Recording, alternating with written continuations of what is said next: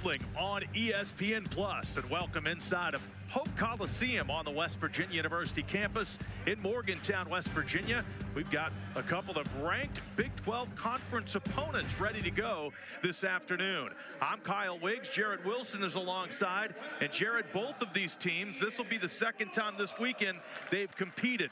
West Virginia had the emotional rivalry match at Pitt on Friday. They lost that one. Oklahoma competed at home against Air Force, won handily, but they had to make the long trip here into West Virginia. It is a long trip, and it won't play as much of a factor on Friday. They didn't have the lineup that they have today, so a lot of the key pieces for the Sooners in the upper weights that will make this duel count got the day off. One of the matchups that we're most anticipating comes at 174 pounds. Carter Schubert for Oklahoma is absolutely rocketed into the top 10. A guy who has absolutely succeeded and excelled expectations this year. 3 top 10 victories, including a win over number 8 Cam Steed of Missouri in his own gymnasium. A guy who is really a key piece for this Oklahoma Sooners lineup. He'll be up against WVU's Brody Connolly, as steady as they come, 8-0 in dual meet competition this year. He's been especially dominant at home. A guy who just never says die for the Mountaineers. It comes down to this match against Ryder, against Enrique Munguita. Connolly on his back in the first period, fights all the way back for the fall, gets the Mountaineer rowdy, and an absolute hammer for the upper weights for the Mountaineers. Connolly against Schubert at 174 pounds. Oklahoma coached by Roger Kish. He's a Michigan native, graduated from the University of Minnesota. He spent 12 seasons as the head coach at North Dakota State. He's in his 3rd year with Oklahoma. Coach Tim Flynn ready to go. Again, an emotional matchup, that rivalry against Pitt on Friday. Mountaineers came up short, but again, these traditional Big 12 rivals will square off here today. A chance for Coach Flynn and his Mountaineers to bounce back. We're going to start at 125 pounds, and West Virginia, Jared, needs to get off to a strong start as Strickenberger, Andrick, and Satriano will start things off for West Virginia. So we've got Strickenberger against Hendrickson. This is what transpired for Oklahoma Friday against Air Force. Again, a dominant win. It is, and at 184 and 197, they're still picking up bonus points on 2 backup wrestlers. They get their number 1 guys going today, both ranked very heavily at their weights. And West Virginia, again, dropped one at Pitt, a non-conference match at Pitt on Friday. Here we go. West Virginia and Oklahoma at 125 pounds. Jet Strickenberger back on the mat here in Morgantown for the Mountaineers. And these two matched up at the Cliff Keen event in Las Vegas. Strickenberger beating Hendrickson 7-3. That was back in early December. Strickenberger needs to match that level. We got that underhook to begin with, but then really stood up with it. Needs to be able to stay down.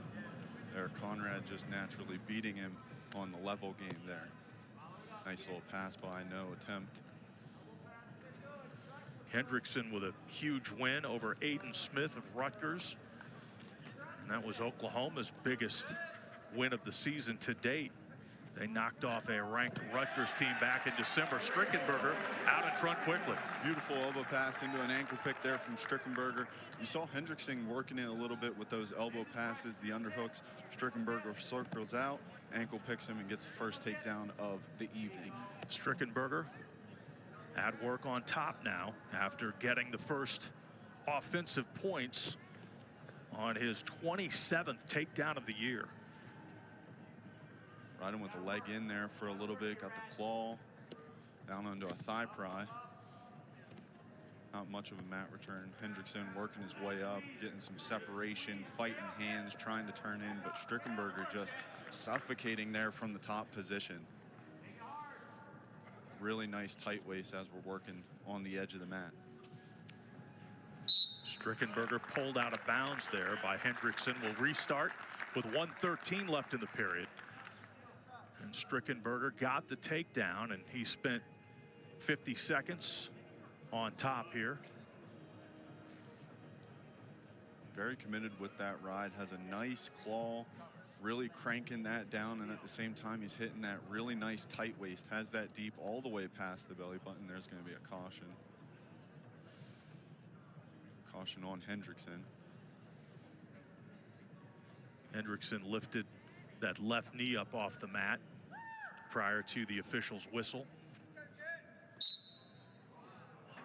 Another, possibly an early start, getting some boos from the crowd. Stephen Mirasolo, our lead official today. Craig Blake is the secondary official. Jet got right to that bulldog there, just really staying in control from the top position, has multiple rides, trying to sneak that other leg in. Hendricks trying to grab an ankle, but Jet continuing pressure. Strickenberger, veteran wrestler for West Virginia, former junior college national champion. Hendrickson, a redshirt sophomore. You can really see the keys to a good ride here on top from Strick.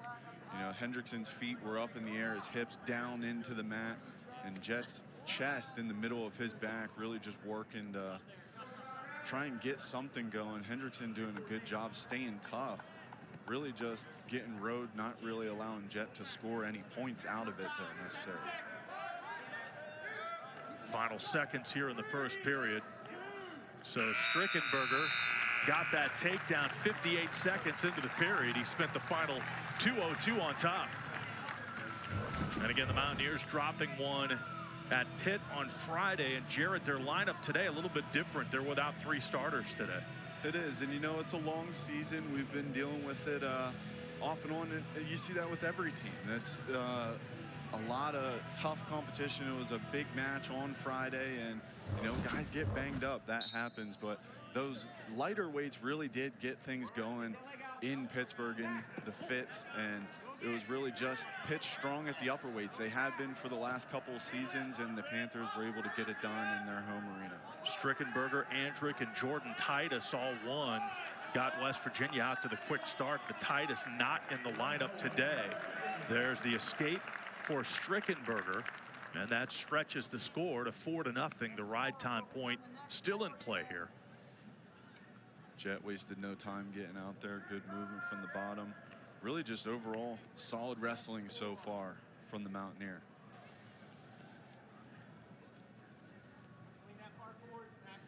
Strickenberger's won his last 2 matches, including the one over Pitt. Trying to get to the NCAAs for the 3rd time in his career.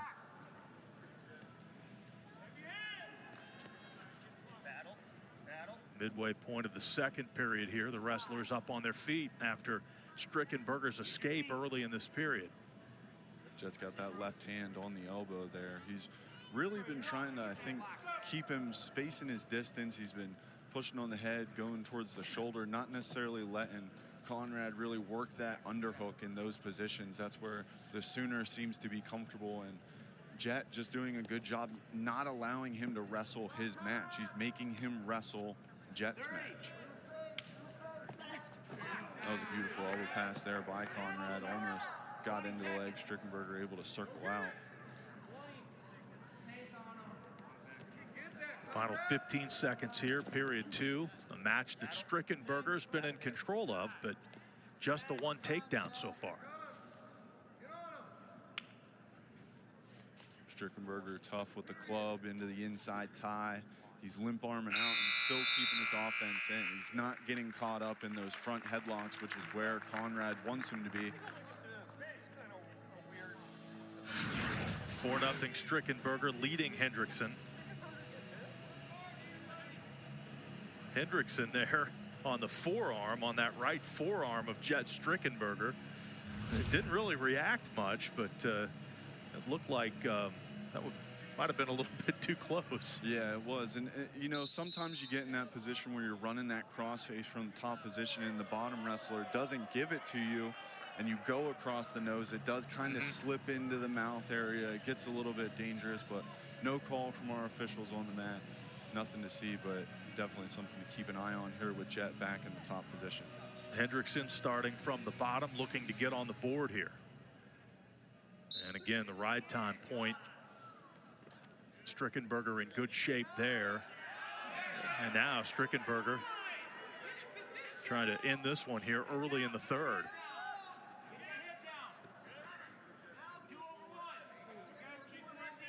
Double boots in now. Out of the flurry, he was looking to work a little bit of a Jacobs hook there. Went kind of just taken back. Yeah, went for the tilt. And now that ride time up, well up over 2 minutes. West Virginia corner calling for a crossface because Hendrickson's doing a nice job working his pressure into Jet. He's going into that leg that he has the boot in on, reaching back for the ankle. You can see him turning in. He was reaching under to grab Jet's ankle a little bit earlier. Good return there from Jet as Hendrickson got back to his feet. So the ride time point secure. Strickenberger up 4-0. That was great bottom defense there by Conrad. Instead of going to the ankle and extending his arm through where Jet can attack it, he went to the knee and just simply raised it a little bit, got the separation, got his hips out, and escaped. So Hendrickson on the board with the escape point. It's 4-1, and again, Strickenberger has that ride time point secure. So Hendrickson needs a lot of offense here in the final 30 seconds. He's going to get to it rushing, but as soon as he goes in and Hendrickson gets that pressure in, Jet drops right to a shot and finishes it easy peasy. Second takedown of the match for Strickenberger, who goes up 7-1. And he's going to let Hendrickson back up. 7-2 on the scoreboard. Jet trying to score again here in the final few seconds. And this is what he wasn't able to do on Friday. Hopefully able to get to one early and close to that same position. Just close from getting bonus points.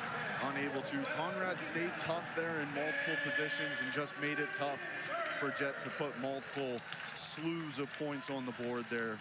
String some stuff together. An 8-2 win for Strickenberger. The second takedown, Jarrett. Right here gets to that sweep, puts the leg in the middle. And as soon as he reaches over, he's covering both legs. Right to that claw again, in control for pretty much the majority of that match, other than the near reversal that was just an escape for Hendrickson. Very impressive start for the Mountaineers from Jet Strickenberger. So Strickenberger beats Hendrickson for the second time this year. He's won 3 in a row overall. We move to 133, and what a story freshman Gunnar Andrick has been for the Mountaineers as he's moved into the top 25 at number 17. And he'll be up against Carter Schmidt. I mean, just an animal. What we were seeing in the early goings of the season, where you're not even wrestling the Big 12 opponents, where we were starting to see a little bit timid, and we're talking to Coach Flynn, and it was just trying to get him to get to his offense and get comfortable wrestling his style. Well, now we're seeing that, and we're seeing a lot of success from this guy, and a name that you are going to be hearing for multiple years to come out of Morgantown. At 133 pounds, Andrick leading the team in takedowns with 29 on the year. And again, he was victorious at Pitt on Friday, looking to carry that momentum over. And Carter Schmidt on the mat for Oklahoma, redshirt sophomore, career record of 23 and 23.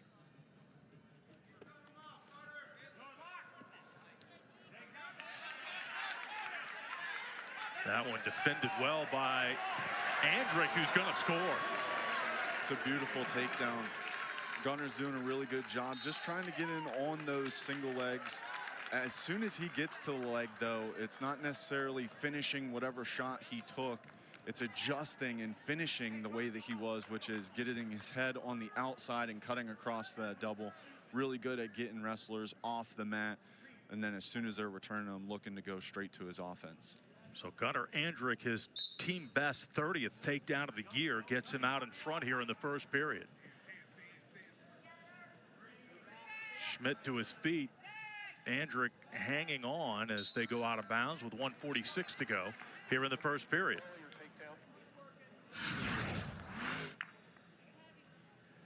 There it is. Gets that head to the outside and blows right through that double. Tough return and immediately to the hips. Out of bounds. Andrick working from the top. Again, Schmidt very quickly to his feet.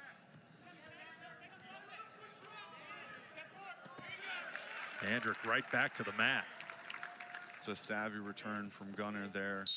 Schmidt did a really good job fighting the hands, and when you're returning, Gunnar did a nice job. You don't necessarily have to lock the hands. He just went to the wrist, lifted, got a nice return there as Schmidt was doing a good job from the bottom, fighting hands and separating.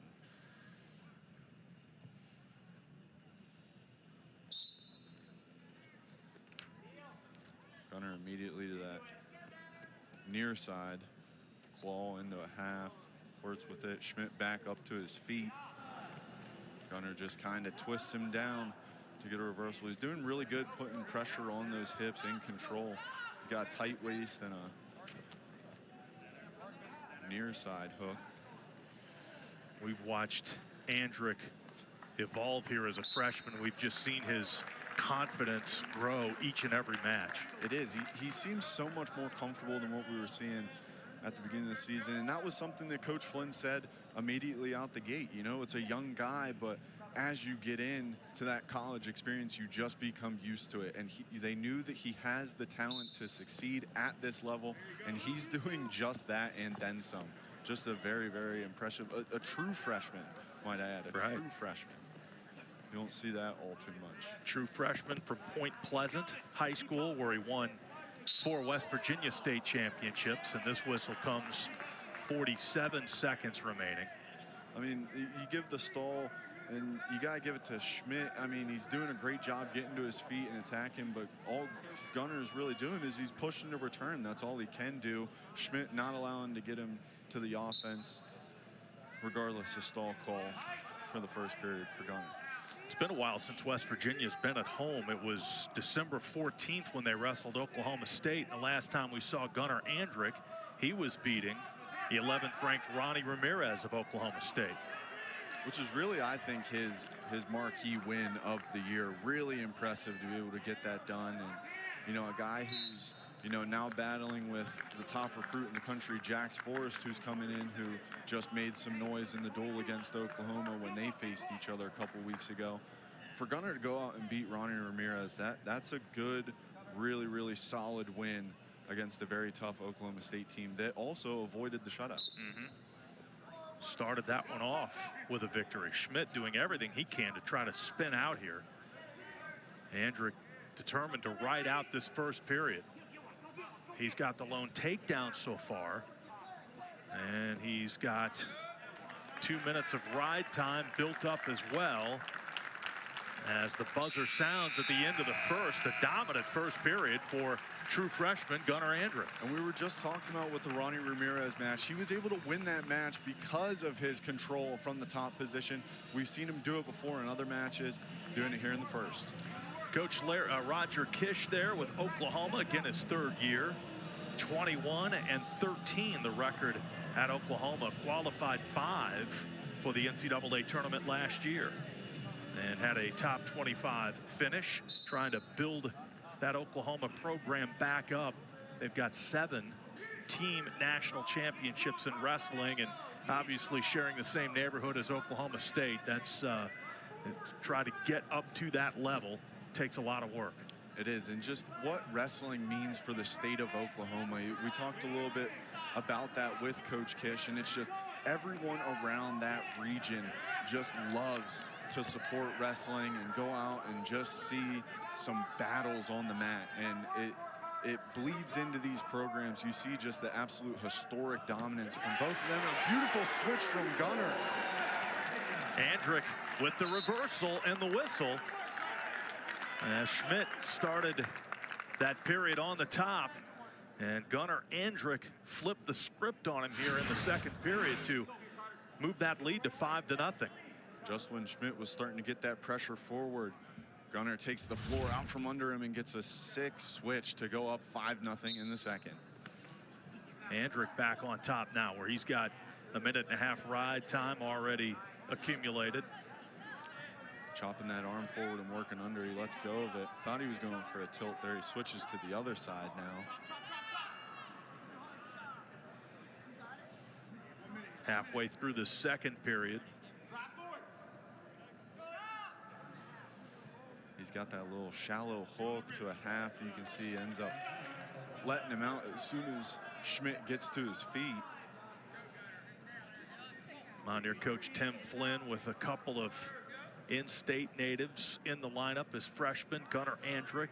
We'll see Brock Kaler later at heavyweight. Both of those individuals true freshmen.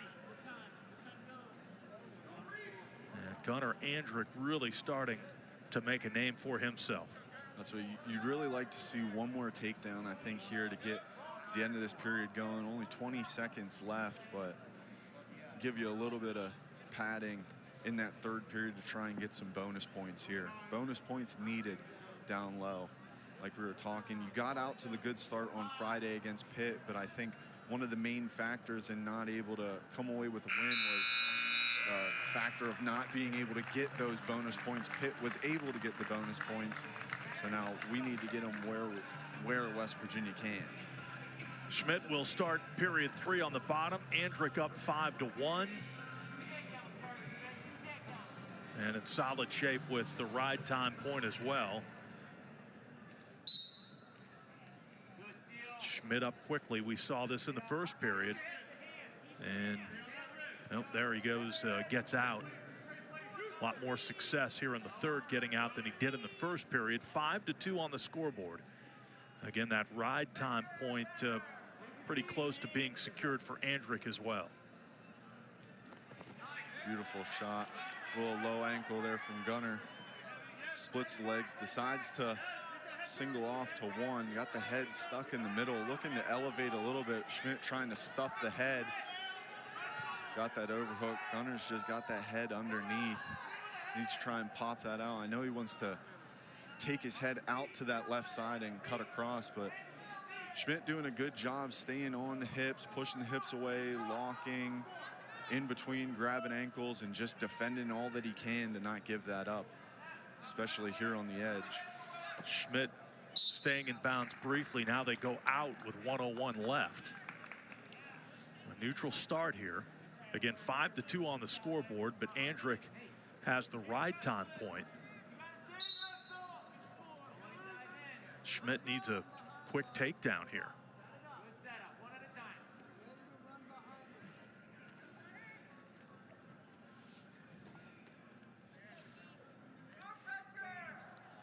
Final 45 seconds.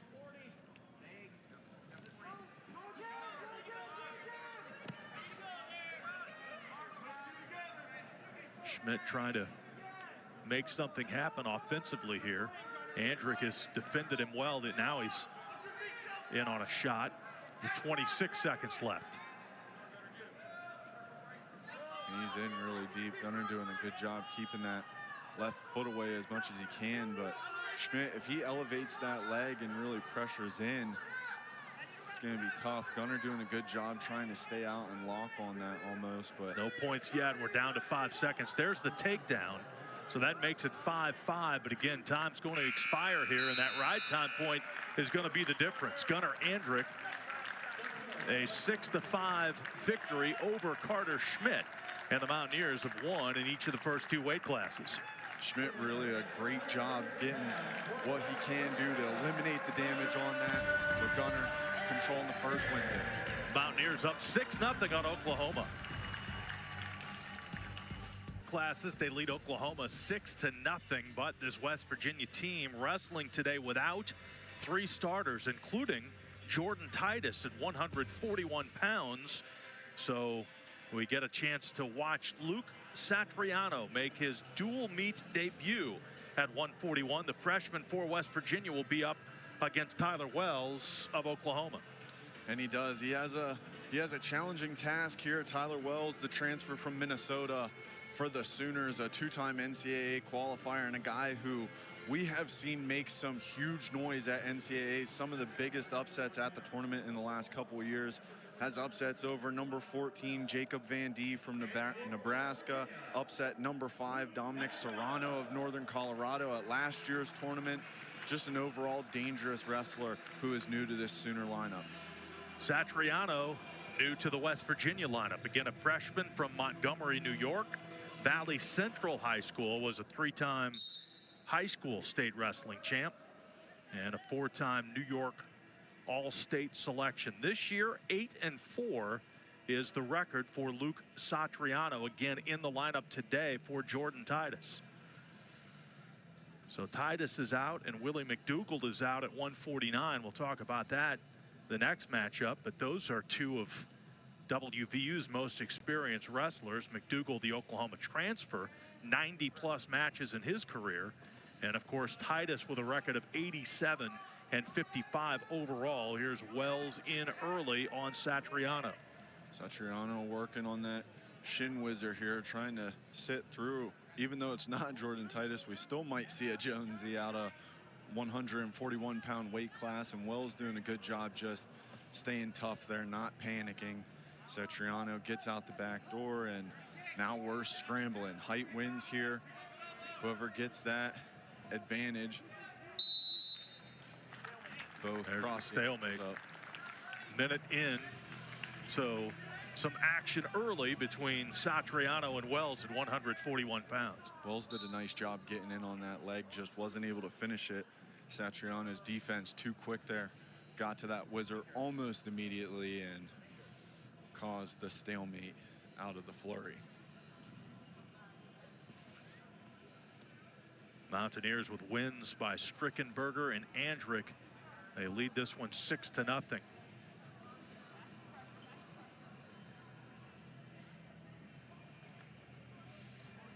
Midway through period one.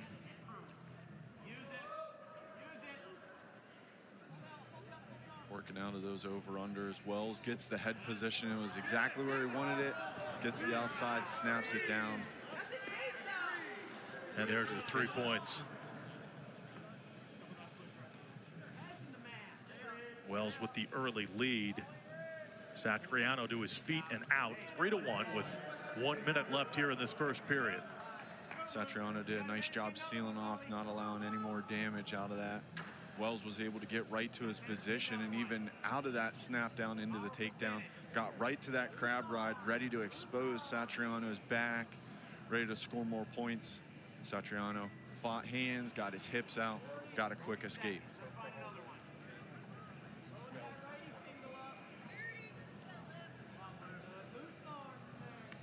Final 30 seconds here in period one.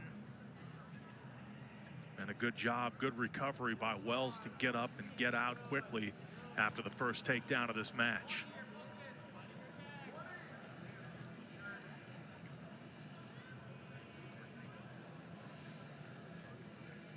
Some heavy hand fighting here from these two. Oh, a nice little pick there by Wells. He's got 4 seconds to try and finish. See if he can finish quick.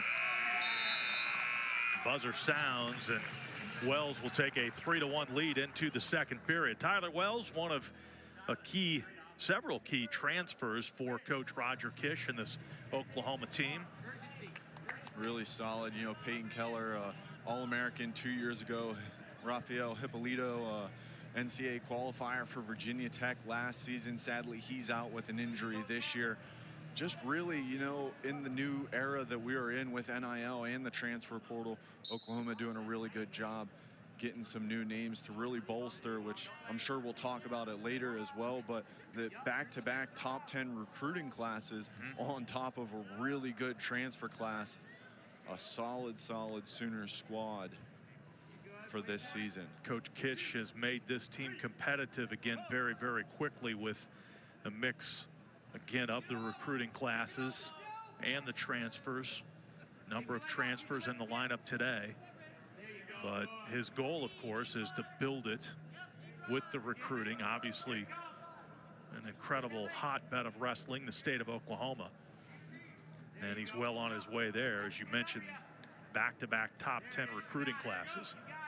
Wells doing a good job there. He was posted up on his elbow. Whenever he's doing that, allows him to really get his knees up and under him, work out, and you know, you got to fight the knees to get the legs out. Satriano able to adjust and get to a little bit of a figure four there. Now the legs are completely out. Good defense there from Wells from the bottom position. He goes there, posts on the elbow, knee slides through. That's what you want to do out of that position. And there it is. There's a little bit of separation. He's able to get the escape out on the edge. Gets out with 40 seconds left. Satriano spent a good, well over a minute there on top there.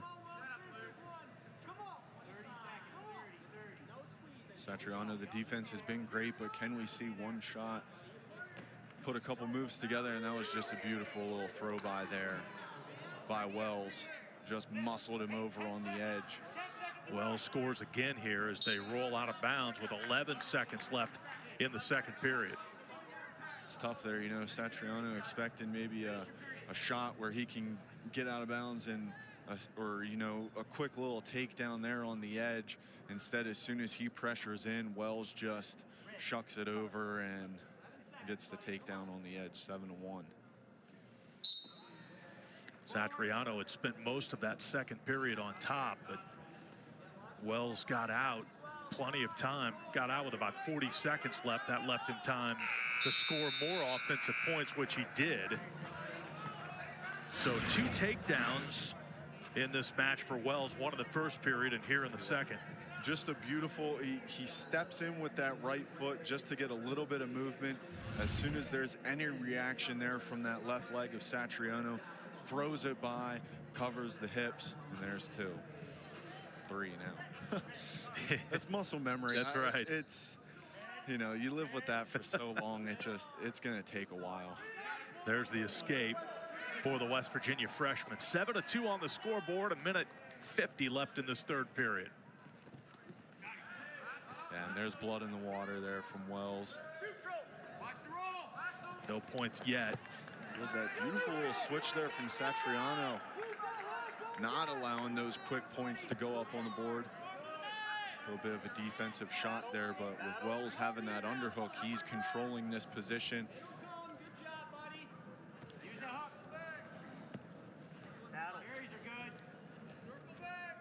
Wells keeping Satriano in bounds here.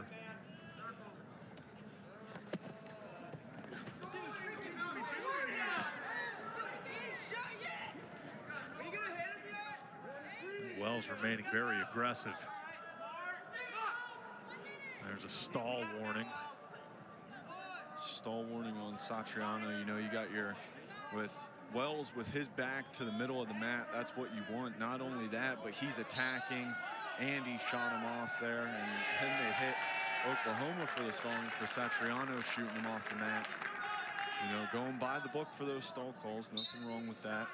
Oklahoma still pushing here for some bonus points here at 141.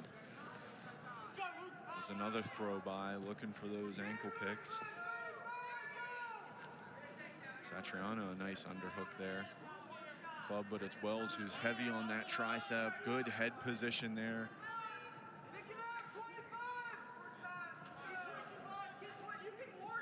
Wells, a couple of offensive shots here. Satriano holding his own, trying to ride this one out. 12 seconds left.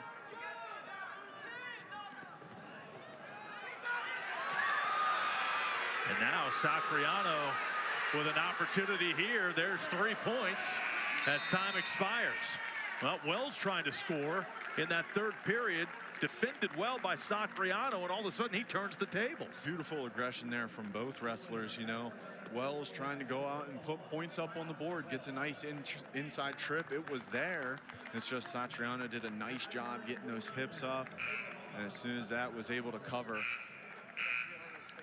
So Satriano, again, his dual meet debut against Oklahoma in Big 12 competition, and he has a very good third period, although Wells wins the match. They were working those over-unders for so long, and eventually Wells just pulled the trigger on that, shot the inside trip, and it just slips out sometimes. And, you know, Satriano did a nice job getting his level high, got his hips up, got the takedown, but it just wasn't enough there at the end, and the Sooners get themselves on the board, but just by 3.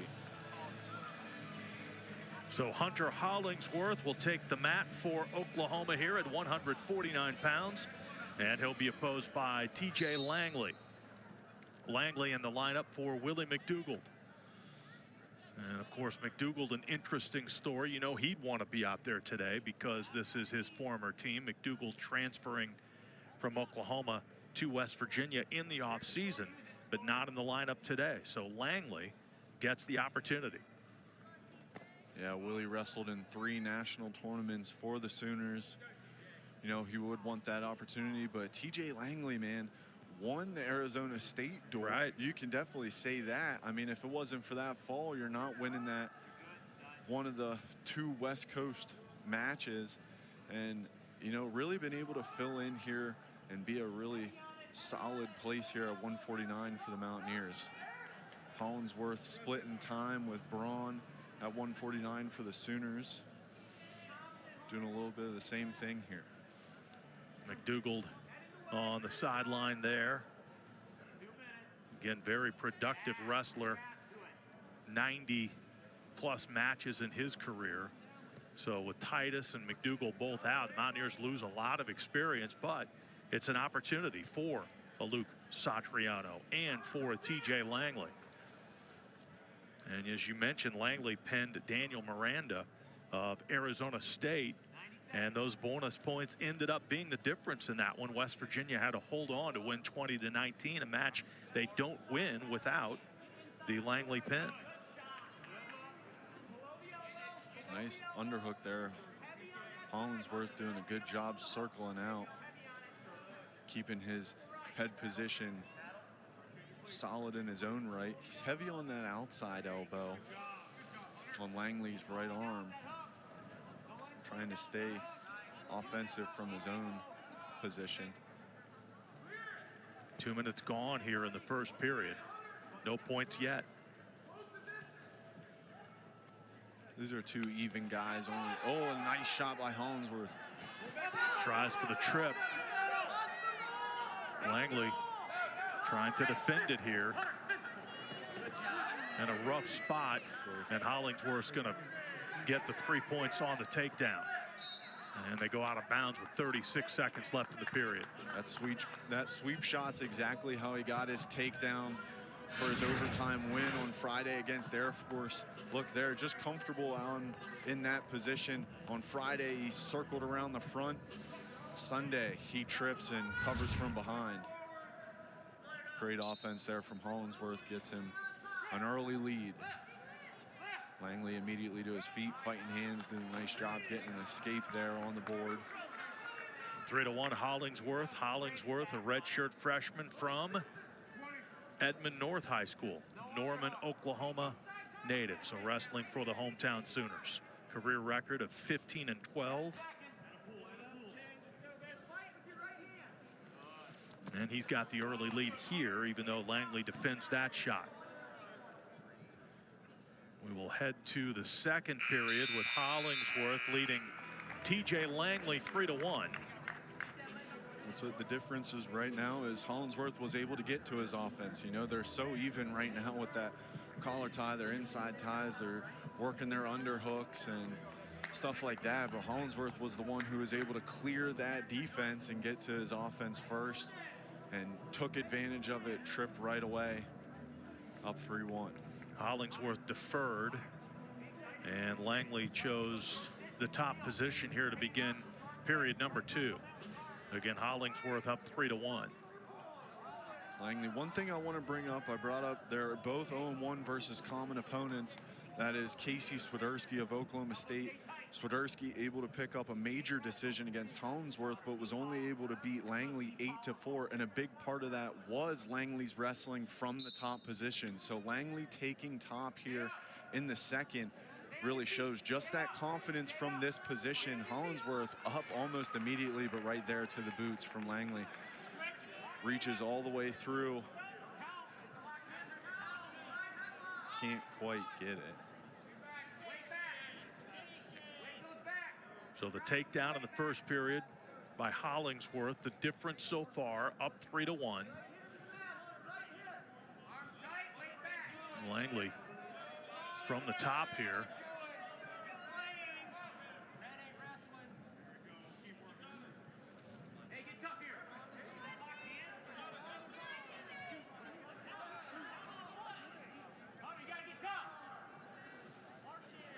Hollingsworth trying to tripod up.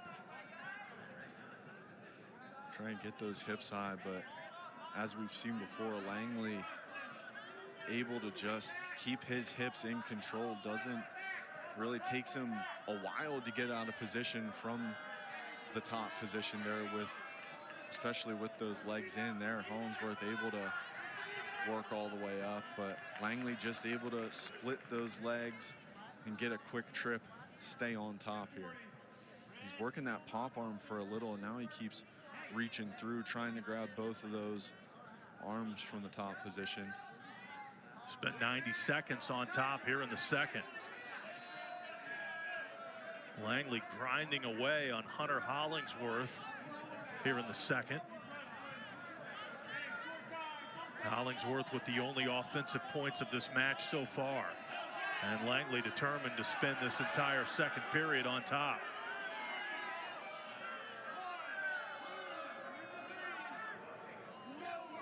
Final seconds.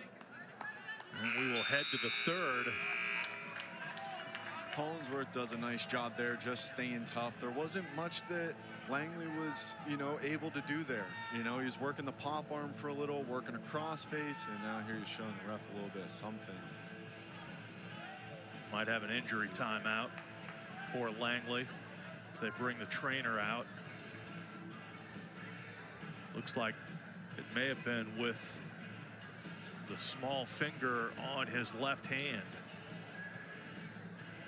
Maybe a bit of a dislocation there. I don't think it's a blood issue, but Langley with the injury clock running. 6-3, West Virginia leads Oklahoma here.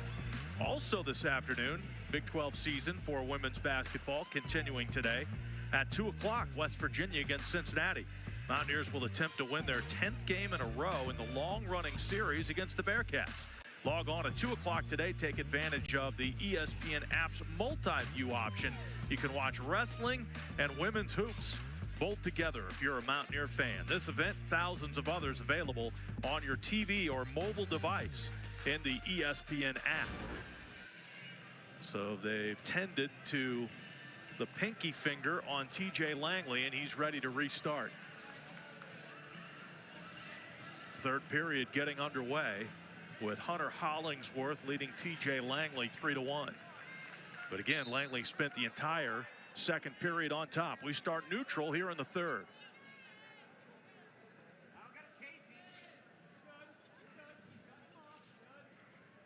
Oklahoma corner saying you don't got to chase him. Hollingsworth in control here.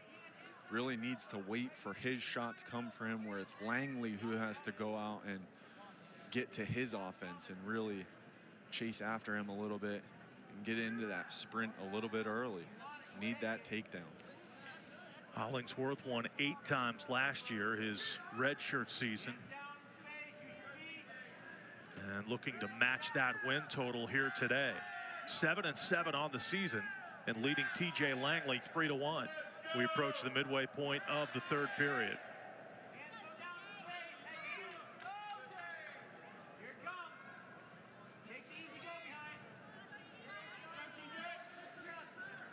One minute gone. Ride time point a factor in favor of Langley, but he needs some offense, and it's going to be Hollingsworth here. Hollingsworth trying to finish this one. Those outside shots that he has are very, very slick. There's the takedown. Tried to roll out of it, but Hollingsworth in complete control as soon as he's gotten to those legs. 2 for 2 on leg attacks in this match. So both takedowns in this one. Hollingsworth, including finishing this shot here with 40 seconds left in period number 3. Look at this, just stays in control, elevates it all the way. And instead of tripping this time, switches it up and dives towards that second leg, gets it as they're on the edge of the mat.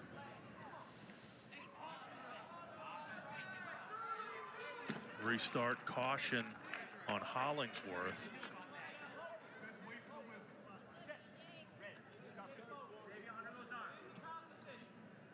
Now we get restarted, under 40 seconds left. 6-1 on the scoreboard.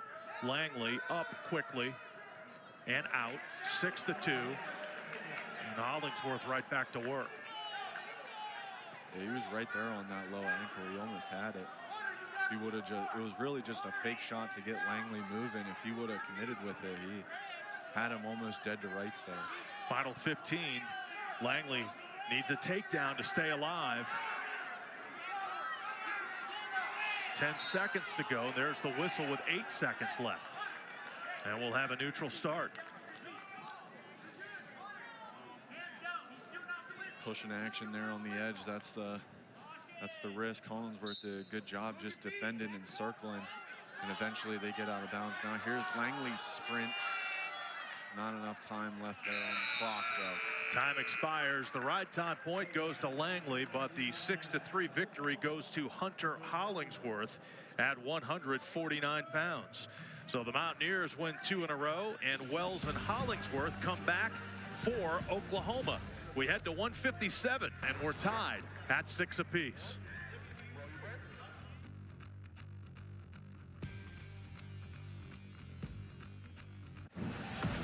Introducing Verts. Swipe for news and highlights. Now available on the ESPN app. 157 pounds, 4th-ranked Ty Waters for the Mountaineers against Leighton Schneider of Oklahoma. 2 wins apiece so far. Strickenberger and Andrick for the Mountaineers. Wells and Hollingsworth for the Sooners, and Waters to work quickly. And this is definitely one need to look for bonus points if West Virginia is going to compete with those upper weights. Ty goes immediately to this figure 4 and a cross body ride.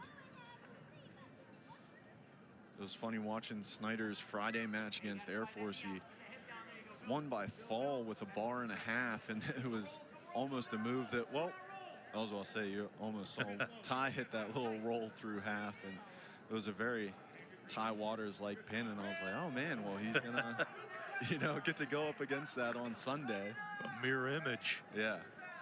3-1 after Schneider gets back to his feet. Now Schneider in on a shot. It's a good shot. He got in there deep, but Ty does a good job getting those hips back, and you can see he reaches for the cross ankle to get those hips back on top. He's pinching those legs, and here almost in a Winn-Dixie position. As soon as they start counting, had it close, was only able to get 2 danger counts. He goes to the ankle now, working in like switch position, pressuring in, and they're out of bounds. Whistle comes with 1:28 to go in the first. Waters coming out aggressive. Did not wrestle last time West Virginia was home. That was against Oklahoma State.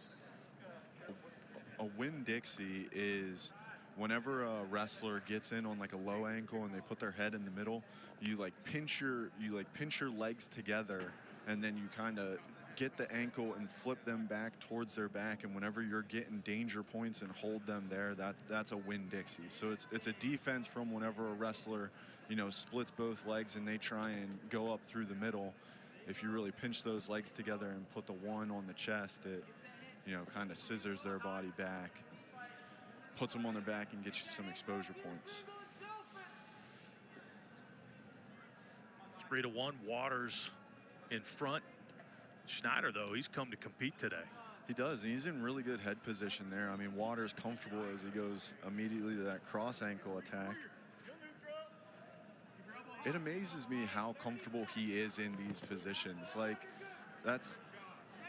Schneider has his head in perfect position. He's got a really deep underhook, and Ty's just, you know, casually attacking that far ankle that's all the way on the other end, you know. And it's just with such comfort and ease that it's scary, you know. And immediately right there, a lightning quick shot, getting that height. Schneider still a hold of an ankle. Ty's going to pressure up, though. He's got just a few seconds here. And the buzzer sounds with Waters up 3-1. No points there, despite that aggressive move by Waters in the final 10 seconds. I'd say he was very, very close there. Like I said, whenever Schneider had that deep underhook. I thought he was going to eventually get that trip or far ankle attack going, but ended up coming out and couldn't quite finish off of his own shot from space then. Waters at 14-1 on the year. Had his perfect season ruined just recently. Up to his feet here. Trying to score first in the second. Whistle with 1:38 to go in the second as we restart. Schneider not getting hit with stalling there. Did a good job just staying comfortable, getting a return there. I mean, once again, the unorthodox wrestling of Ty, whenever you got a guy, you know, literally turning back into you and reaching behind is, you know, you're not really used to that, but there's that. Ty gets that overhook there as soon as he reaches back, and it's straight offense from there. There's the point, putting Waters up 4-1. Had a top 5 matchup at Arizona State back on January 9th, and Waters suffered his first loss of the year. He had ascended to the #1 spot in the country, but lost a close one to Caleb Larkin, who was ranked 3rd. Larkin wins that one 4-2, but Waters has bounced back to win 2 in a row, and again in on a shot here with less than a minute to go in the second.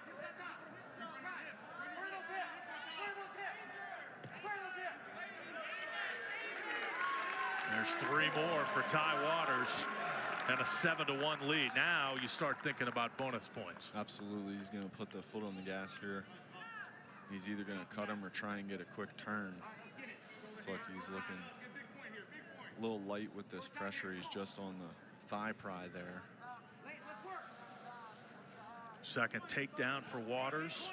7-1 lead. Working from the top.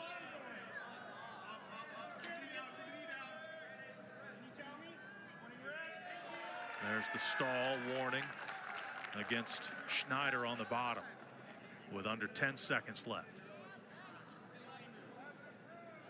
Just wasn't opening up there in the bottom position. I mean,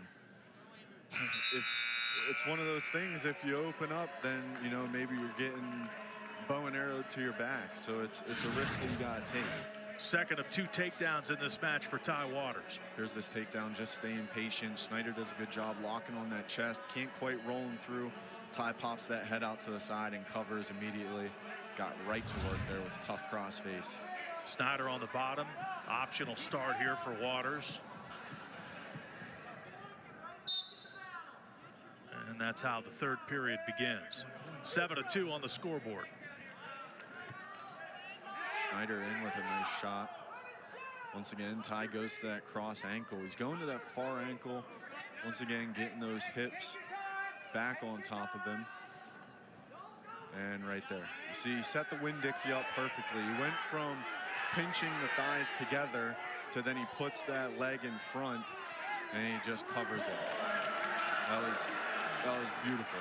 Beautiful the way he did that. 10-2 on the scoreboard. Ty Waters, he's back to full force here. Again, missed the weekend when West Virginia wrestled at North Carolina, then came back here to wrestle Oklahoma State. Injuries kept him out of those 2 matchups. Lost the decision at Arizona State. And now Ty Waters coming back with a fury here, leading 10-2. Final minute to go in this third period against Leighton Schneider of Oklahoma.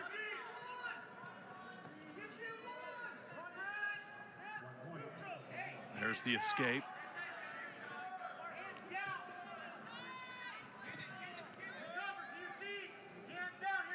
Waters with 40 seconds left. In on the leg.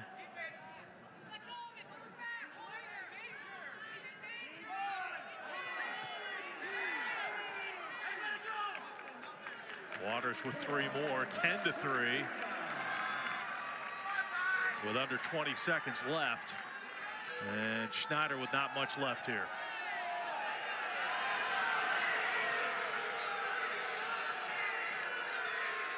Crowd getting involved, looking for a whistle here.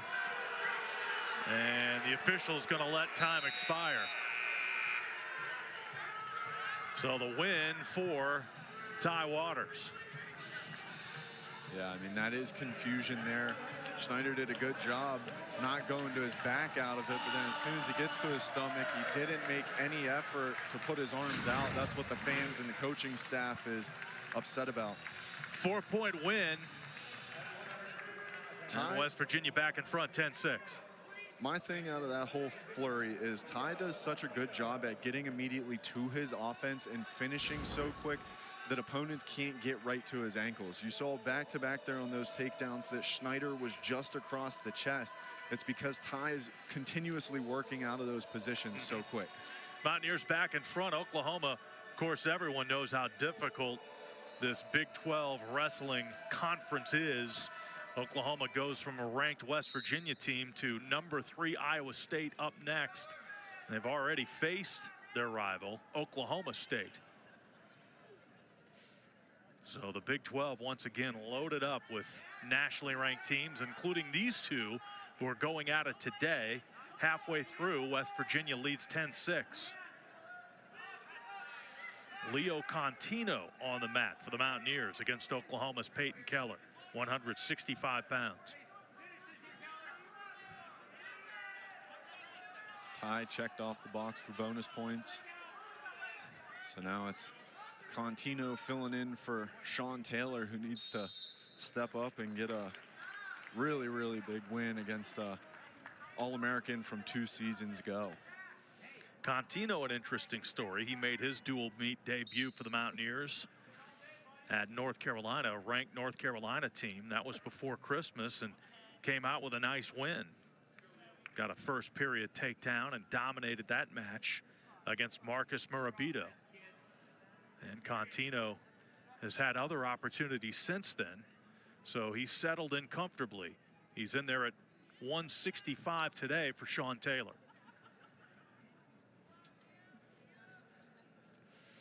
And as you mentioned, a very significant challenge against an NCAA qualifier, the Ohio University transfer Peyton Keller, a veteran guy, a redshirt senior from Cutler, Ohio.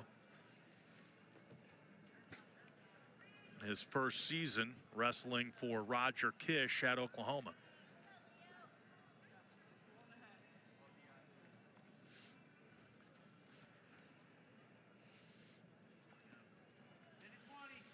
Keller injured last year, won 8 of his first 10 matches, including a 3-0 start in dual meet competition, and then had a season-ending injury at Ohio. He was a 5th place finisher at the NCAAs back in 23-24, and now at Oklahoma. 2 minutes gone in the first period. Just feeling each other out. Contino in good position here, heavy on the head. But Keller's just so, it's a veteran, you know, it knows how to wrestle out of those tough positions. Right there, Contino gets the head under the chest again, but Keller's so deep on that tricep there on that overhook. Contino, it's a deep underhook there. Short time left here in the first, just feeling each other out this first period of action. Contino with the heavily wrapped right wrist and right hand.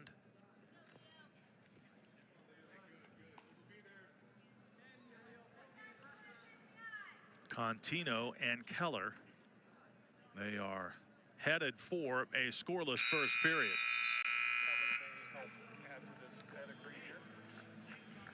Oklahoma, 7 national team championships and top 10 finisher on a consistent basis 64 times. And again, it's up to Coach Roger Kish to bring the program back to those lofty standards, and he seems to be well on his way. We've got a scramble here in the first 10 seconds of period number 2. Contino got a little high. Still in position there, but there's an escape from Keller. So Keller gets out. 1-0. The Oklahoma wrestler leads West Virginia's Leo Contino. 30 seconds deep into the second. That was a good job by Contino, giving up 1, not 2. It looked like Keller was deep there. In on a leg off of Contino getting a little bit high. Contino was able to lock in the crotch and get out of that situation. Contino back heavy on that head control, and you know that's taxing on the wrestler on the defense. You're constantly controlling not just the head but that neck, and shoulder muscles. It just weighs on you, and you know that could definitely play a factor. I mean, there you go. Keller drops right down to a knee, and you know, maybe just a little bit of a level change, see things a little bit different. But it's basically a stalemate on their feet right now. Just their hand fighting is very similar, and they look to be going from very similar positions. Oh, nice pick there from Contino, but Keller just stays tough, veteran, and slides it by as soon as Contino drops that. So the first offensive points, now they roll through. Under 30 seconds left. Suddenly Contino in some trouble here.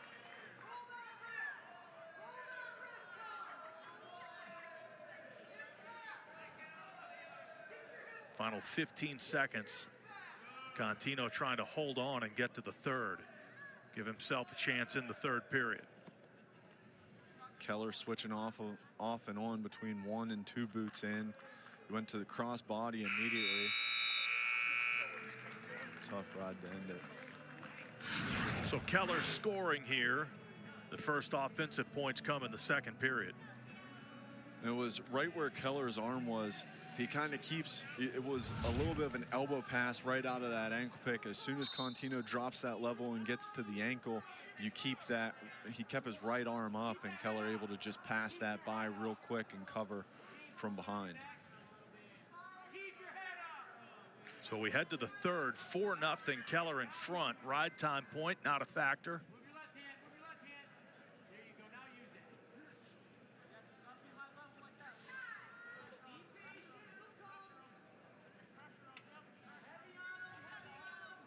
Contino shown pretty well here against the veteran guy who's got vast NCAA tournament experience, but still needs some offense. Contino looking to score here in the final 1:15. It is. A takedown would be huge, but honestly, if you can get out of this match and not give up bonus points too, that's a very, very big plus. Saving bonus points just as important as getting those bonus points in those matches that you're favoriting. Contino back here with head control from the front headlock.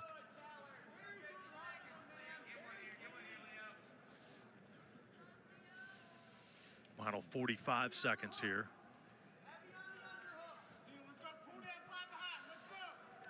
Keller a bit frustrated he can't score more, but again, Contino has held his own so far. He's got 30 seconds left.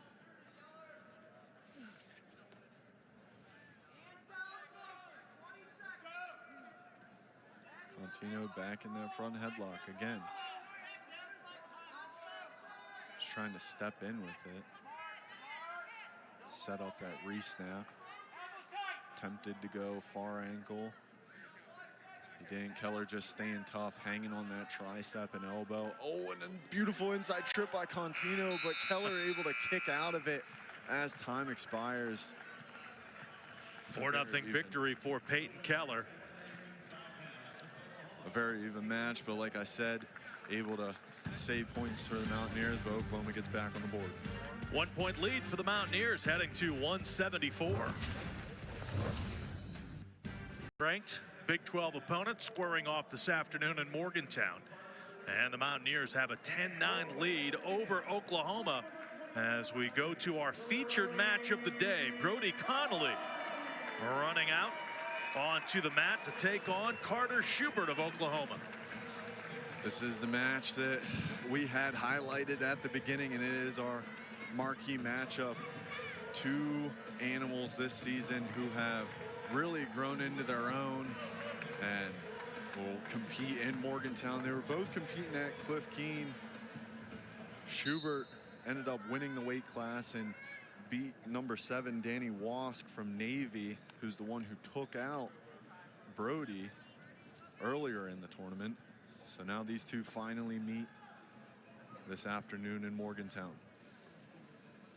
Schubert also has a huge win this year over 3-time NCAA qualifier and then number 9th ranked Lenny Pinto of Rutgers. And again, Oklahoma knocked off a highly ranked Rutgers team at home 19-14 back on December 13th. And Connolly is capable as well. We've seen him beat top 10 opponents in the past. Very heavy snap there from Connolly early, out of the collar ties.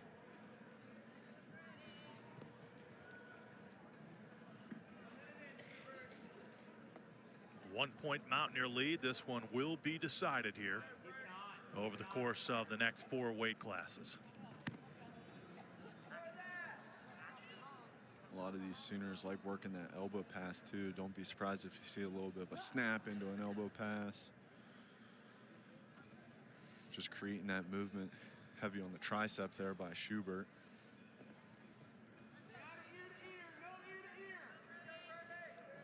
Connolly 16-2 this year. Again, undefeated in dual meet competition. A couple of victories against ranked opponents, including one Friday night, beat Luca Augustine of Pitt 4-1. A familiar foe, I mean, and that's a very good win from Brody there. A much needed win at the time, and then it was just rest of the things in upper weights didn't go as planned, but another standout win from Connolly to add to his resume this season. Under a minute to go here in this first period. He does have a victory against a top 10 ranked opponent, beat Adam Kemp of Cal Poly back during his redshirt freshman year, back when he qualified for the NCAA tournament. Now we got a little bit of a head smack here and some blood drawn from Brody Connolly. That draws the whistle with 39 seconds left. That's a big collision between two big guys. Yeah, they say head, hands, defense. You know, that's the fundamentals. But, you know, you get a lot of positions like that. You shoot that blast double and you just stop it with your forehead. You know, it's right there. Why not? Schubert looks, you know, fine in his corner. It's just Connolly's the one that had that momentum going. Oh, and he's getting a head wrap early. Bandage him up. We'll resume. Again, no score. 39 seconds left in this first period. Connolly with a bit of a scrape. That's bleeding pretty good. It's already bled through the initial wrap. The official aiding the West Virginia training staff in getting everything cleaned up off the mat as well. Mountaineer women today again on the road at Cincinnati, and West Virginia with a 12-8 first quarter lead. And again, you can take advantage of the ESPN app's multi-view and keep tabs on that one and find out who's going to win this tight match, with West Virginia leading Oklahoma 10-9. They're tending medically to Brody Connolly. We've got some excited Mountaineer fans directly behind our broadcast position. And starting from scratch again and taping up that gash on Brody Connolly's forehead. Some Oklahoma fans in the crowd today as well.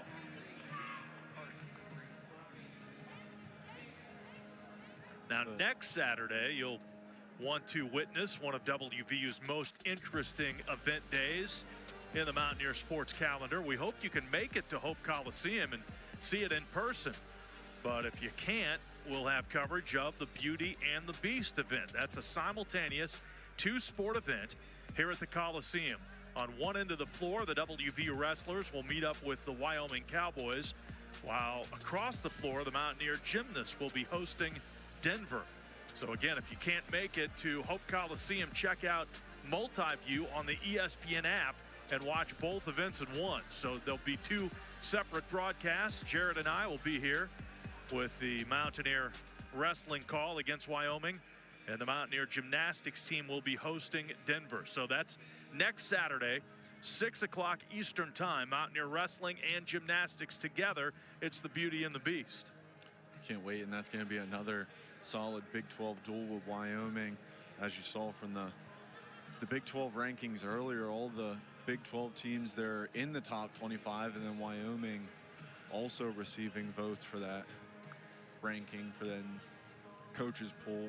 And man, it is just a loaded schedule. I mean, you talk about even Oklahoma's, like we had talked about earlier, going to Iowa State, and then you're on to Northern Iowa, and you still got Missouri left, and West Virginia still has Missouri left. It's a ringer. It's a long season with a lot of tough competition. Guys get banged up, and you just hope for good health and success for everyone. Pretty significant gash there suffered by Brody Conley. They had to tape that thing up about 3 times, and now we're back to action with 30 seconds left in the first period.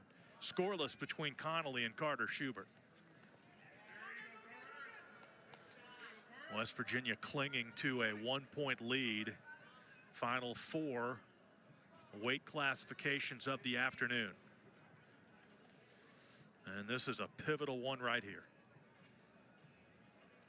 It is. We were talking about over the break. I mean, this one's your marquee matchup, and then the next 2 weights, Oklahoma wrestlers both have head-to-head wins against the Mountaineers, and at heavyweight they have a very older veteran guy who's been in the lineup for multiple years, has experience at another school. It's just, you need to get a couple here.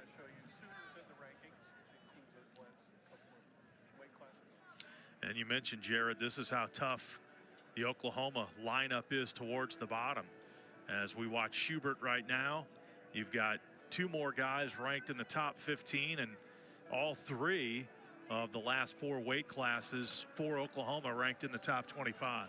It is. That's their murderer's row, and it really does anchor this Sooners team. And I mean, that is just, look at that. And even at 65, you got Keller, who was a All-American 2 seasons ago. Like it continues, even though he's not ranked this year.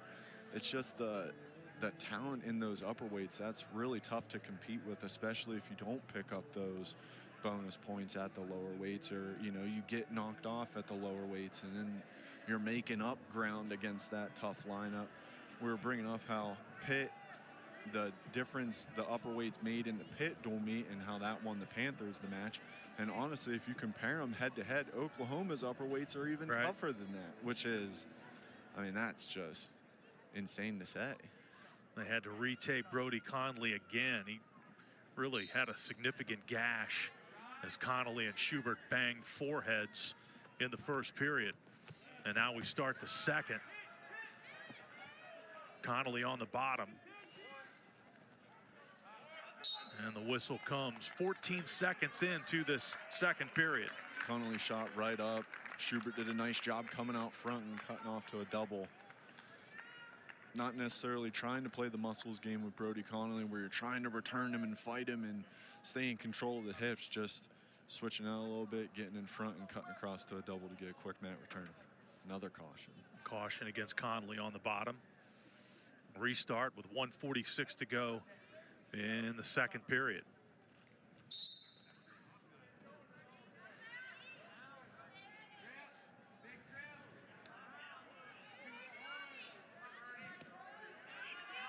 Connolly up and tripped back down.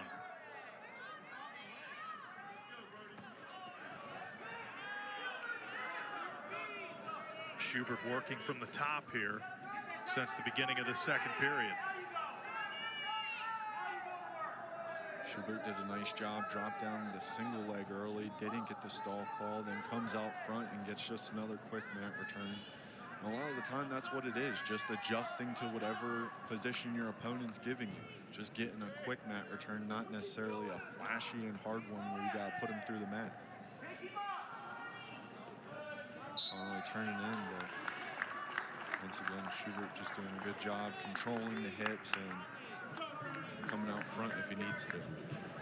Connolly drug him out of bounds. 57 seconds left in the second period. Nothing on the scoreboard yet, but Schubert spent the first 104 here on top in the second period. There's a caution against Schubert, not popular with the Oklahoma bench. National champion Mark Yeah, Hall. we saw the reaction there of Coach Hall. Yeah, I mean,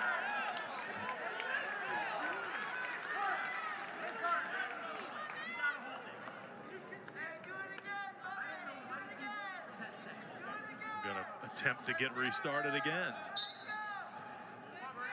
we got a clean one. There it is again, just savvy. You know, he's not staying behind if he doesn't have to. But he's still on that leg, and he's stopping. The official stopping count, and that's what you're seeing the West Virginia bench upset about, is yes, he comes out and he does return him and he has control, but he's still lingering on that leg. So Cliff Moore is out of seat saying you should still be counting there, or even counting earlier than that as well.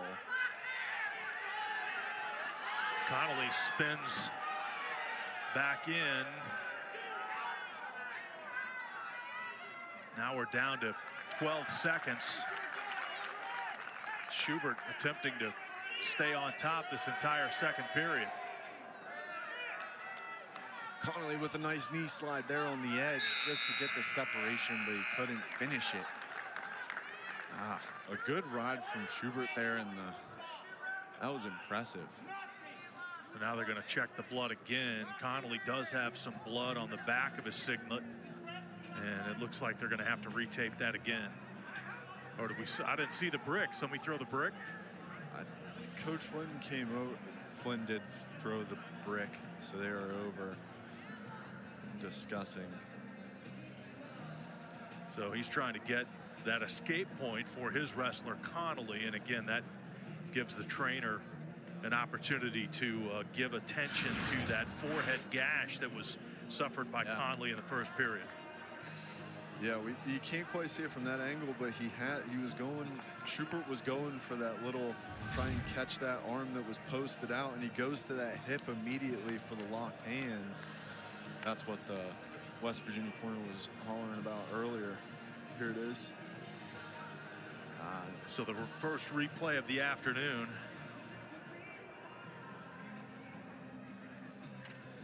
The lead official Stephen Marisolo, backed up by Craig Blake. So they're touching. Connolly has control of the hands, but his wrist and hand are still touching. So as soon as those cross, by definition, that is locked hands, even though you're not physically locking your hands. As soon as your two arms come in contact and you don't have any offensive position, that is locked hands right there. But we'll wait to see what the officials come to decide. Yeah, right there.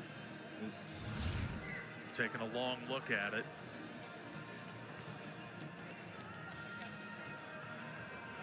And we're in the break between the second and the third period. Mountaineers lead Oklahoma 10-9. So again, this is pivotal for the entire rest of the match. This weight class at 174 pounds. Can West Virginia maintain the lead? Can Oklahoma take the lead?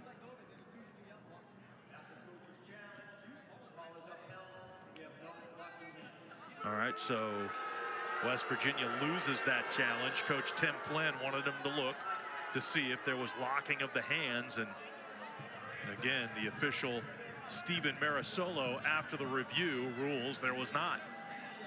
So I mean, that might have something to do with Connolly actually controlling that hand and putting it in that position. Oh, and there's a tough return from Connolly. You get the savvy ones from Schubert. When he's on top, Connolly puts you through the mat. Connolly working from the top here. Schubert up. He's in a tough position here, though. He let that leg get caught, and Schubert's just going to take his time now and get that tripod position, and now he can just fight. Connolly's working out, trying to kick away, but he's got to be careful. Fights the hands immediately and did a great job giving up 1, not 2 there again. So Schubert up 1-0 on the scoreboard and the ride time point. You talked about driving him through the mat. It is. He did a great job. As soon as he elevate, just a little bit of a knee bump. If you knee bump those legs, they get to a little bit of a sideways position there from the bottom and get a little bit more over the oohs and ahs whenever you return them down to the mat. Connolly's got time here, but he needs to score. Trailing 1-0 on the scoreboard. The ride time point a factor as well. As we're down to 1 minute.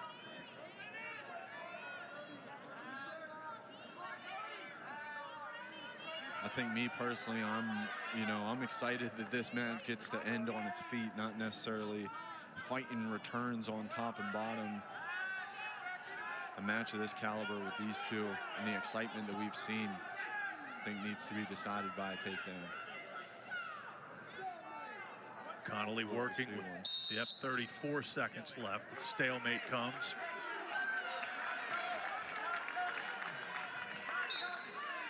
Connolly with a chance here. He needs a takedown. Final 30 seconds.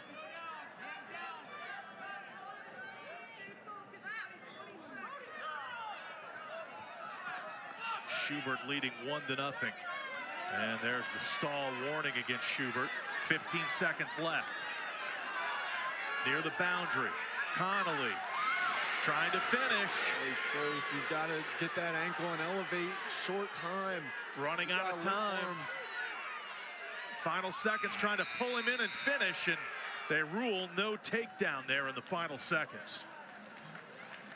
So the ride time point goes on. That makes it 2-0.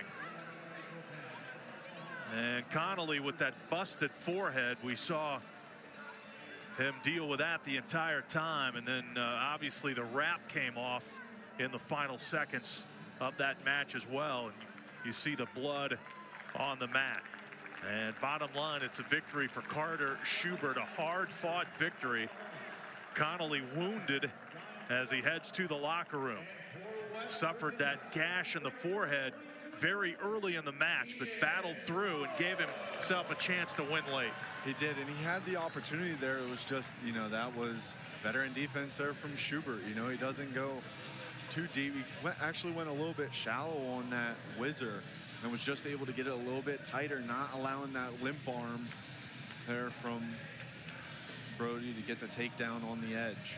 So a 3-point victory for Carter Schubert, and Oklahoma has the lead for the first time this afternoon. Sooners up 12-10 with 3 weight classes remaining. Ian Bush for West Virginia against 11th ranked Brian Soldano of Oklahoma, 184 pounds.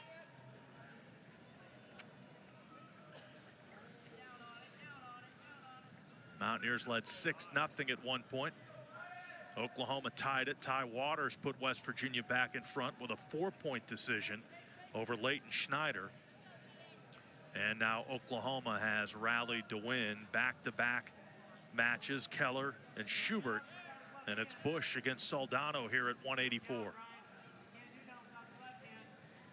Wrestled before last year with Soldano coming away with the win, 12-11. So some high-flying action in that one. Hopefully we get some shades of that today.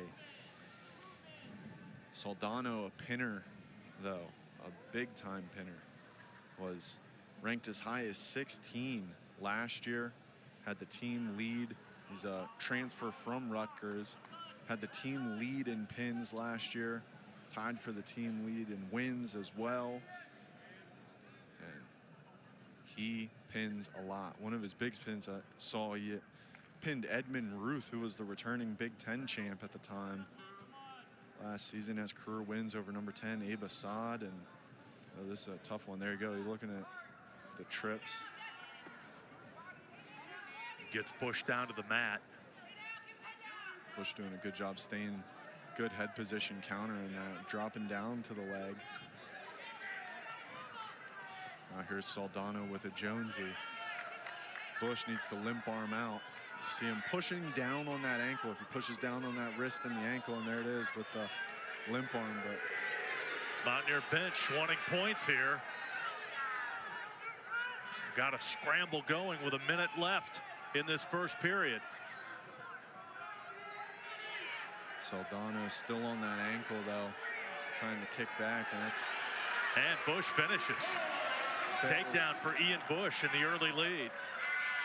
Soldano makes the smart decision of bailing out before he can get put on his back there and get exposed. Bush just did a great job scrambling out of that Jonesy position, once again fighting the hands, limp arming and getting control. Bush with his 29th takedown of the year.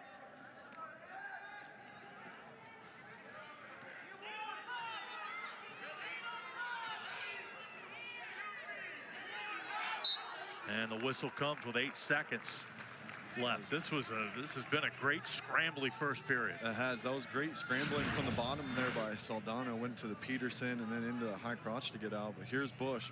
You can see he's getting into that cross face. He was fighting the hands, pushing the ankle down a little bit earlier, pushing that pressure into the shoulders, into the head, across his body, trying to expose the back.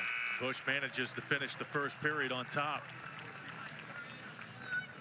What a win he had last weekend. Couple of wins. Major decision at Arizona State, had the pin at Cal Baptist, and that earned Ian Bush honors as WVU Student Athlete of the Week. So that momentum's carried over at least early here against Brian Soldano. Bush with the 3-0 lead as he goes to work from the bottom here, period number 2, trying to put West Virginia back in front. The escape makes it 4-0.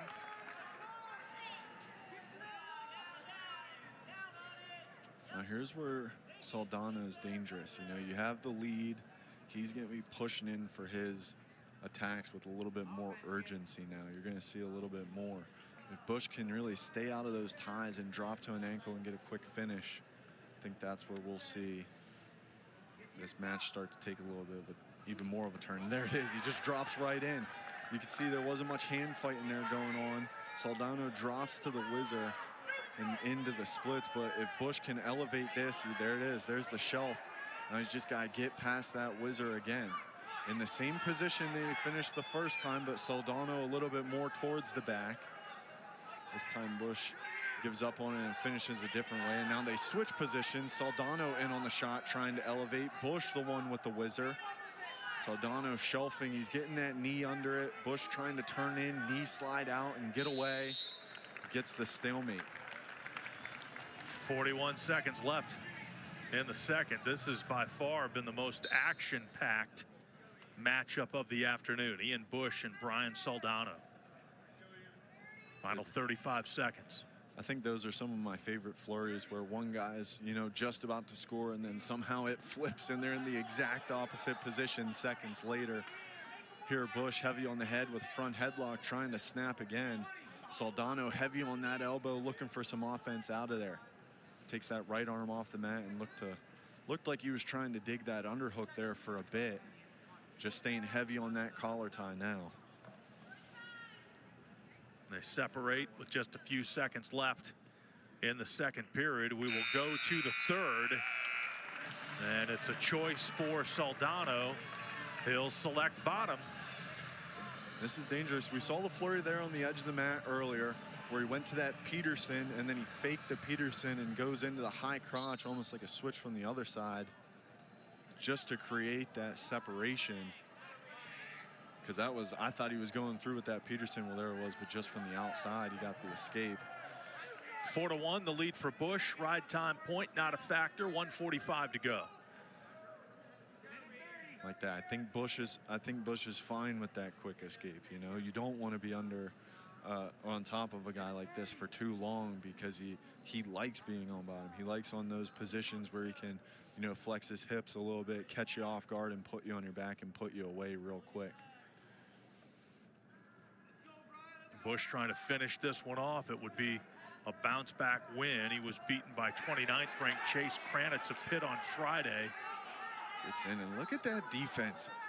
Look at that defense. When you get into those splits, Bush trying to elevate that leg, but you have all that pressure from your weight in that straight line. Now here, as soon as he gets out of the splits, now you get in that position for Bush. And all Soldano has is that body lock. Bush needs to do what Ty was doing and just keep circling out. Back into the leg, back in between the middle. Soldano's just scrappy on defense. Funky wrestling. He goes immediately to the crotch, then drops to the ankle, trying to roll through. He's the one who has the height now. Bush just hanging on to the ankle as they get a stalemate on the edge of the mat. 37 seconds left. Bush quick to the middle. Soldano pressuring. Bush with the lead. Soldano needs a takedown. Bush on the defense here for the final 20 seconds. Even though there's just been one takedown, this has been full of action here the entire 3 periods. It is. What a fun match at 84. Bush trying to hang on, and he is going to win this one at 184 pounds. Ian Bush knocks off number 11, Brian Soldano, and the Mountaineers surge back in front. The 3-point victory for Ian Bush puts West Virginia up 13-12. We've got 2 matchups left, 197 in heavyweight. It's going to decide this tight one in Morgantown today. Here, we take care of each other. No matter. Down to the final 2 weights, Rune Lawrence against number 9 DJ Parker at 197 pounds. Then the heavyweights. What a win, though, for Ian Bush at 184 pounds to put West Virginia back in front. Just one of those ones you get knocked off and upset on Friday in a rivalry match that ended up, you know, playing into the difference in the loss. And to be able to come back and upset the number 11 kid in the country in your own gym, just, you know, makes you feel good for a kid like that. And the athlete of the week. WVU's women's basketball team in action, leading at Cincinnati late in the second half. We certainly don't want you to leave this one for the final 2 weight classes, but you can watch the multi-view of Mountaineer women's basketball and West Virginia and Oklahoma in wrestling here as we come down the stretch. Yeah, and you're definitely not going to want to miss this one. This is a great matchup. Saw each other at Cliff Keen. Parker coming away with an 8-6 win, ended up taking 4th in that tournament. Immediately to a shot. Rune able to just push him off the head. Parker goes immediately to the body lock. Rune throws the headlock, and that's thrown in the middle of the mat. Might have seen some takedown and back points there for the Mountaineer, but beautiful flurry there, edge wrestling. Lawrence again defending the shot and almost scoring himself, just couldn't stay in bounds. That flurry right in front of our table here. We reset in the middle. Well, you mentioned the close loss to Parker, but Rune Lawrence has already proven he can go toe-to-toe with a guy like this. Yes, he has. And, you know, just such a talented young guy in this Mountaineer lineup. The redshirt freshman, and has already had multiple prove-it matches where he goes out and shows exactly what he is capable for Tim Flynn's team.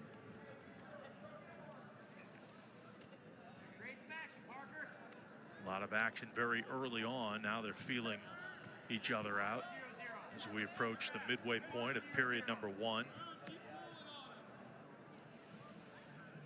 Rune Lawrence had a test against the veteran guy Friday, lost to number 9 Max Stout of Pitt 4-1. Seems like Max Stout's been in the Pitt lineup for about 10 years. Yeah, exactly. And up against the veteran DJ Parker of Oklahoma today.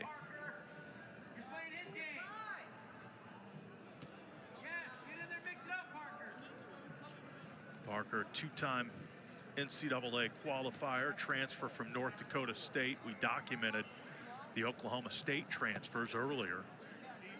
Coach Roger Kish and his staff very active in the portal to get Oklahoma back into the top 25, and that's been a success.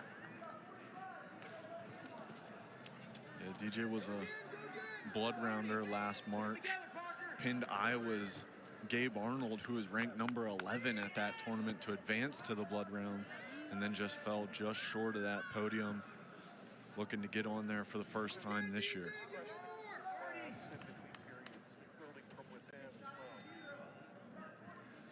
No points yet. Lawrence and Parker. 15 seconds left.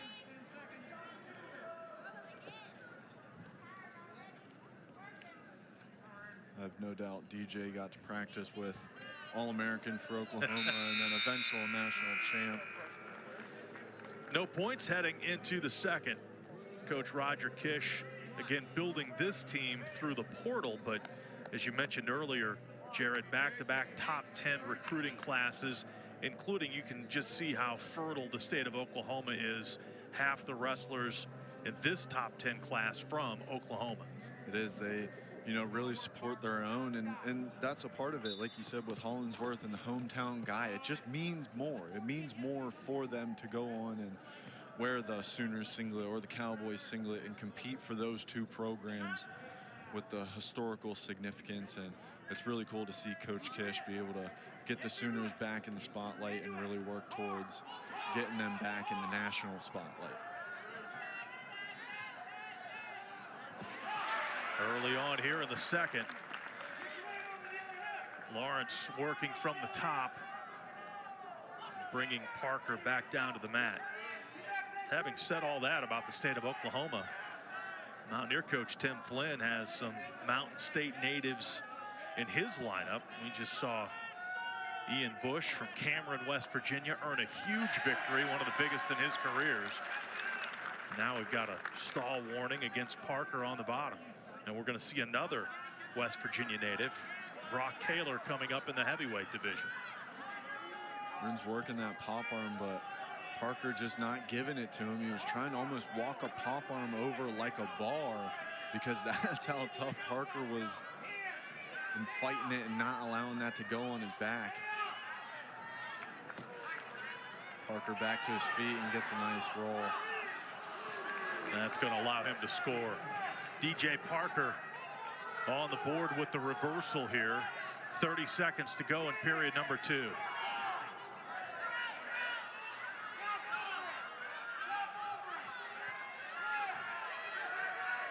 Lawrence up to his feet. Parker just so strong, and now Lawrence rolls through. Lawrence with the points, trying to end it.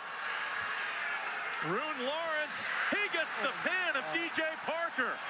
A breakthrough win for Rune Lawrence of the Mountaineers. An incredible flurry, an incredible scramble.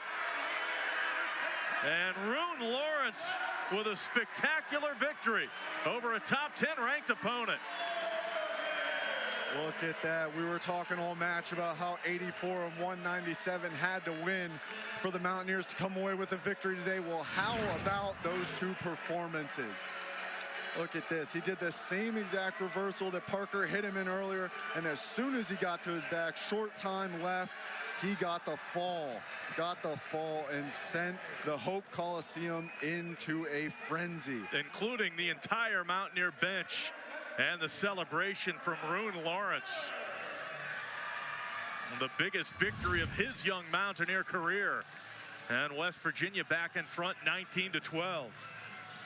So a shot of adrenaline through everyone here at Hope Coliseum. The fans, the bench. We'll see if Brock Kaler can continue that momentum. Give West Virginia the victory. That's what, in doing so, you just lock up the back-to-back wins against Oklahoma. You do it in their gym last year and come in here and to do it in that fashion. I mean, what a match today was. What a performance by, like I said, the highlight 84 and 97 for those two to come in and avenge losses. Both of those losses, yes, there was the margin between those two combined was less than 3 points that they had lost to those two wrestlers by. But to be able to come back for Bush to win in such a controlled and veteran-like fashion, and then for Rune to blow the top off of this place, what a match for the Mountaineers. And what an entertaining match in general. This is Big 12 wrestling. Now Kaler and Juan Mora at the heavyweight division.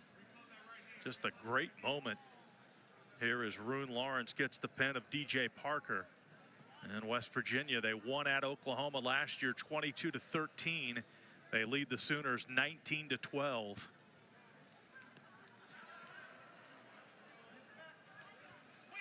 Mora trying to use his strength to score first, but Kaler defends it well. The exact same takedown they used in his sole takedown against Air Force on Friday.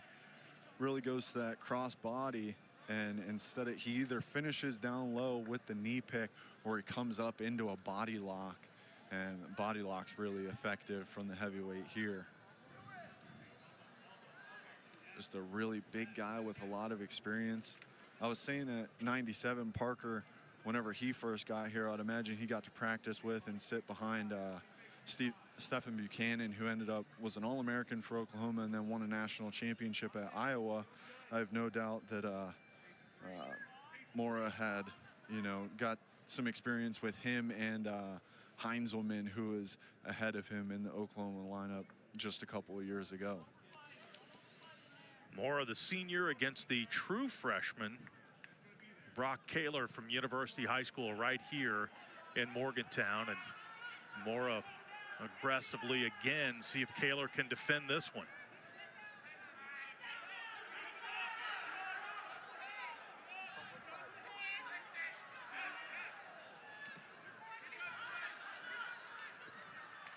Mora finishes off that shot. 3-0 lead for Mora. 20 seconds left in period number 1.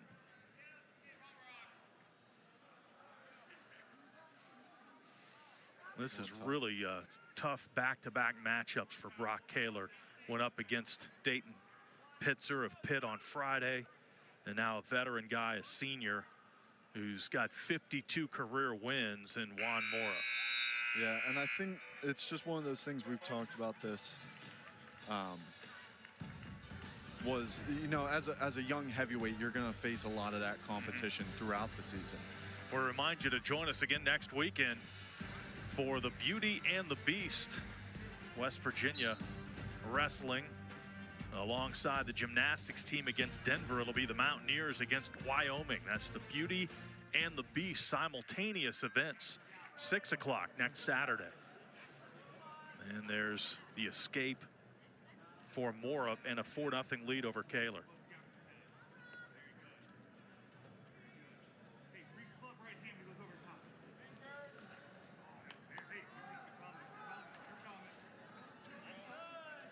Second period underway.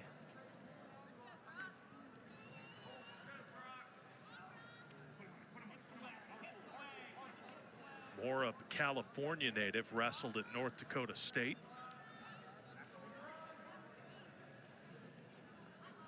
Looking for his 12th win of the year.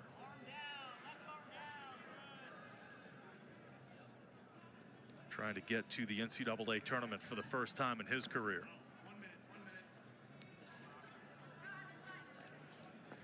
Oh, that's a nice shot. Immediate flow wrestling. Drop down to a leg, switch out to the sweep shot, and kick it out immediately for another quick takedown. 7-0 lead for Mora. Final 40 seconds. Mora to work from the top position. Just trying to get back to that pop arm, but Kaler was doing a nice job. He wasn't posting up on that arm. He was putting it back between his legs, so Mora had to reach all the way under to try and get the pop arm and get the wrist control.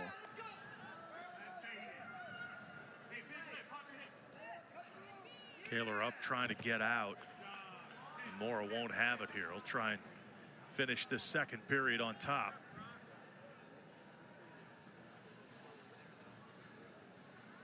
And it will be a 7-0 lead for Juan Mora heading into the third period. West Virginia up 19-12 after the pin by Rune Lawrence of DJ Parker back at 197. Mora's going to let him up here. go back to work offensively.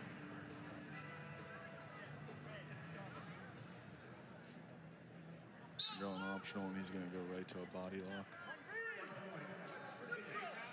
Putting Kaler on the board, and Mora scores again. Going to let him up.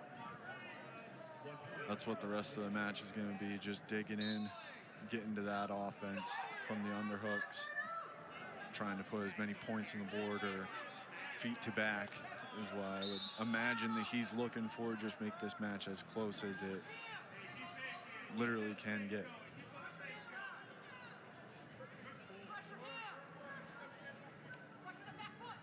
Kaler on the defensive here, the final 90 seconds.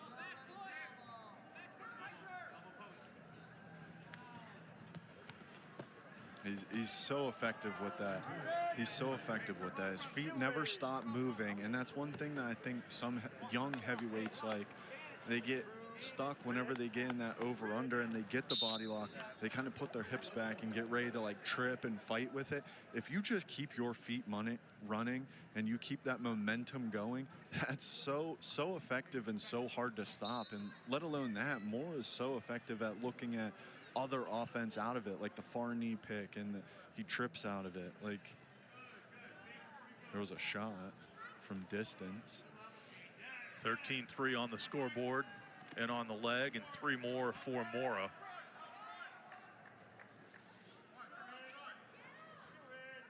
And let him up again.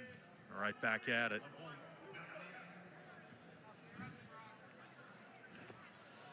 A double leg, and that'll end it.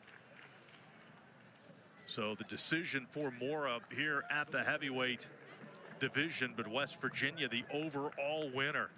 And again, Bush and Lawrence back to back with those huge wins over ranked opponents. Ian Bush beats Soldano, and Rune Lawrence defeats DJ Parker, and that's enough to give West Virginia a 19-17 victory. Like you said, Kyle, those 2 wins, you pick up bonus points from Ty Waters, you save bonus points from Contino, an overall win that the Mountaineers pulled off today. A great team win, and one that I'm sure we'll talk about, especially that Lawrence match, for a while. West Virginia had the big weekend with road victories at Arizona State, Cal Baptist last weekend.